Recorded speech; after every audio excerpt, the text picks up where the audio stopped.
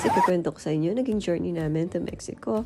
Ayan, sa airport pa lang, makikita nyo, nagmamadali na kami kasi may iwanan na kami ng flight namin. Dami na naming bloopers agad, diba? Kasama ko yung mga beshi ko. So guys, kung pupunta kayo dito sa Cancun, make sure na meron kayong airport transfer para hindi na to hassle sa inyo. So, eto na nga, nag-start na kaming maglibot. Madalas ginagamit namin ang hotel shuttle. Meron kasi kaming access sa 3 hotels. So, dito kami naka-stay guys, dito sa Ocean Spa. Not bad naman, pero pag makita nyo mamaya yung Royal Sunset, mas ma-amaze kayo sa beach doon.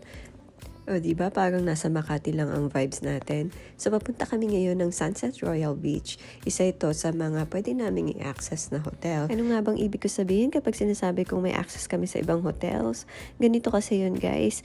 Package kasi yung kinuha namin. So ang package nito kasama ang accommodation, all-inclusive ng food and drinks, alcoholic or non-alcoholic, 1 to sawa kami dito. So, eto na nga guys, nandito na kami sa Sunset Royal Beach Resort.